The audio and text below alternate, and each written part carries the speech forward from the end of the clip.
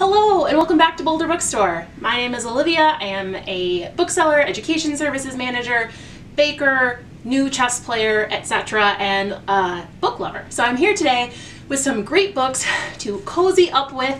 Got my prop blanket here. This winter season, especially as no one's going anywhere. So this is a great time to hunker down with a book, whether it's a longer book that you're going to want to slowly devour, take your time. I've got great ideas for that today. But also, if you're looking to escape and in a day, get yourself somewhere very different, I've got some great ideas for that too. So we're going to jump right in. First, a few books that you're going to want to take a little bit of time with. We're going to start off with Girl, Woman, Other by Bernardine Evaristo. And Evaristo actually this book won the Booker Prize in 2019, which was the first time a Black woman has won the Booker Prize, which, come on, 2019, how did that take so long?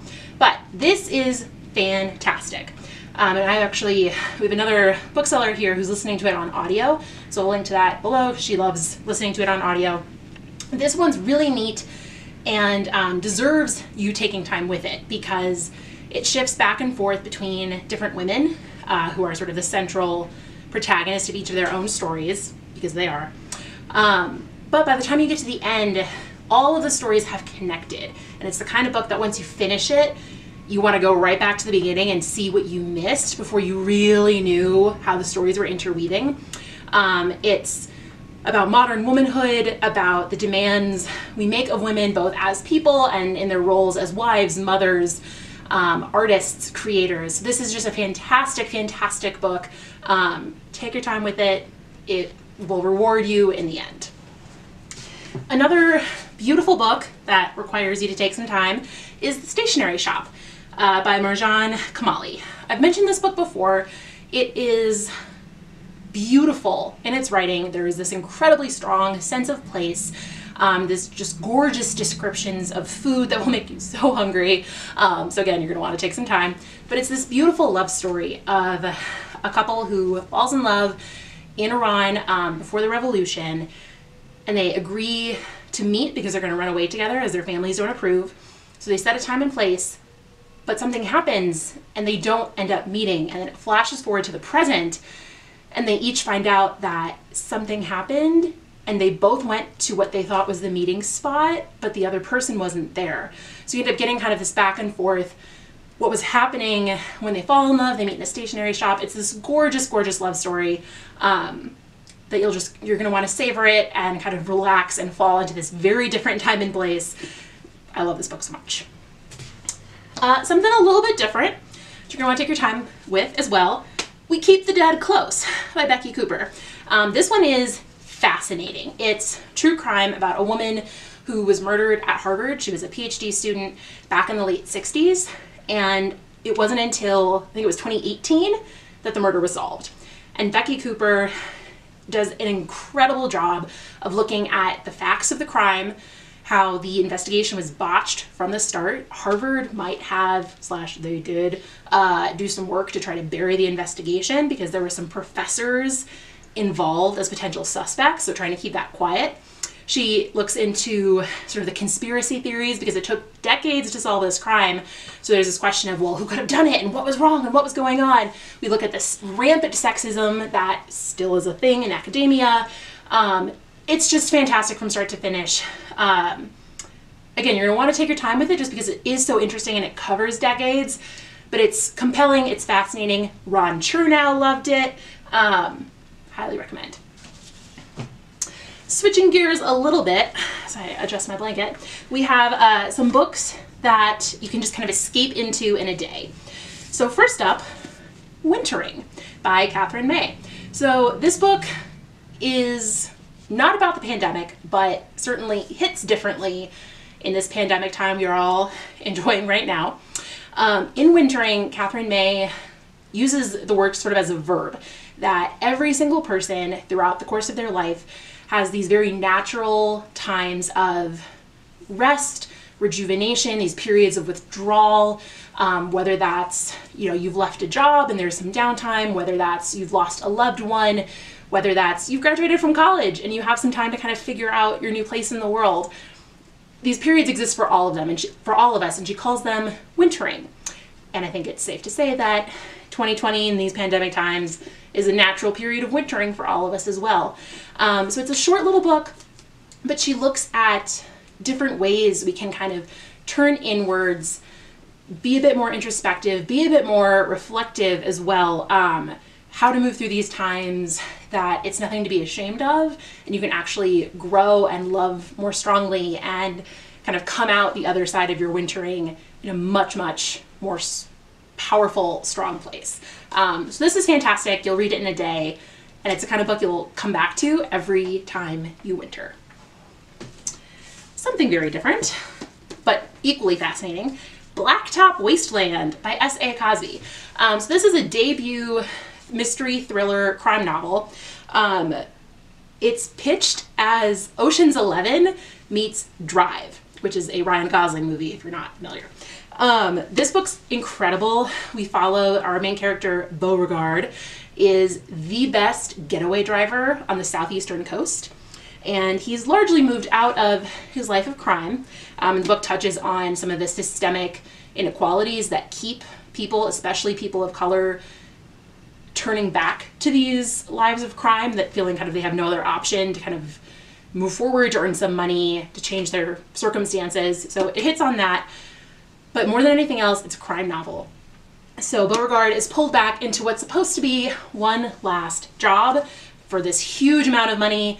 As you might imagine, things go pretty horribly wrong and things devolve from there. I was continuously shocked by every turn of events. You'll read it in a day. It's so compelling. Very, very different sort of environment than where we currently are right now. So you'll just sort of escape into this story. Thoroughly impressed from page one. You're not going to want to miss this book.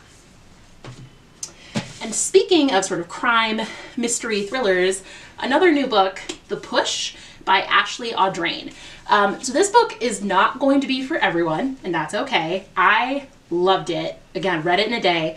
We have a young woman who, newly married, she and her husband are becoming first-time parents, and you get both in this the current storyline with our main character, but you also hear from her mother and her grandmother, because the women in the family, maybe they shouldn't be mothers. And that's not something I'm putting onto this book. That's a thread that's discussed pretty predominantly in the storyline, is that these women maybe just shouldn't be doing this. So our main character has her first child, can't connect, does not connect with the new baby. There's this huge kind of rift between the two of them. Maybe there's some postpartum depression going on. Maybe it's something else entirely. But she also starts to wonder if maybe there's something a little bit off about her daughter that her husband doesn't see because he's just enamored with their first child. But there's these tendencies towards aggression and violence. But of course, you know, she's just not sleeping, so she's probably just overreacting. And then they have a second child, and experience with baby number 2 is completely different. Wonderful baby, happy baby, everything is great, everything is wonderful. And then something happens. And maybe the first child did something terribly horrific, but of course she couldn't have possibly. And so this book is fantastic because it kind of alternates back and forth between, well, maybe she did it and maybe she didn't do it. And of course she couldn't have done it because it's terrible, but like, oh God, I think she really did it. So again, it's not going to be for everyone, but this is so well done. It's a stunning debut. Highly recommend The Push. And then wrapping up here, I have 3 more books. Thanks for tuning in through this whole thing. 3 big biographies / memoirs. So these are going to be great if you're looking to settle in over the course of the winter, spend a good amount of time learning pretty in depth about an individual person. So I have to start by recommending The Dead Are Arising, which is a remarkable biography of Malcolm X. Les Payne, who is a Pulitzer Prize winning author, spent decades talking to basically every person who had ever even talked to Malcolm X. So this is the most exhaustive, extensive, I can't think of another E word, exciting biography of Malcolm X that has ever been written. Our head buyer here, Arson, read it and loved it. He's mentioned it before. But again, so if you're looking to just kind of go deep into a person, The Dead Are Arising is for you. Speaking of going deep, huge doorstopper of a book here, Red Comet, which is a biography of Sylvia Plath. I just started this myself. I'm a huge fan of Sylvia Plath, And similarly to the Malcolm X one, this is the most extensive, exhaustive, I'm gonna say exciting, biography. Like, it's 1,000 pages, everybody. Heather Clark, who wrote this, had more access to Sylvia Plath's journals and writings and interviews than anyone has ever had before. It looks importantly at her life, not through the lens of her suicide. Heather Clark points out that previous biographies looked back at Sylvia Plath's life with the conclusion that she killed herself. And so therefore it's, oh, well, this poem must have meant this because she killed herself. And it's like, no. She tried so desperately to live, and she had this burning passion, read Comet, right? This commitment to her work, this commitment to being a woman and a mother and a wife and a human being. So we have to look at all of these things sort of separately. It's really, really strong, but again, you're going to want to spend some time with this book. It's huge. But check out Red Comet. And of course, cannot talk about big books without talking about A Promised Land by Barack Obama. If you have not bought this yet, you definitely should. It's not something you're going to want to skip. It is part 1 of 2. Part 2 is coming later at some point, theoretically. But this is just a great book that if you don't have it, you're going to want a copy for yourself. Buy a copy for your dad. Buy a copy for your child who's going to turn 18 at some point. This would be a great congratulations on voting for the first time gift. Everyone's going to want one. We have plenty of copies, so don't sleep on this book. So that is it for me today. Lots of recommendations for all kinds of readers on cozying up with a great book this time around. Maybe buy a nice bar of chocolate, which we also sell here at the store. But in any case, thanks so much for tuning in. Don't forget to subscribe to our YouTube channel, and we will see you next time.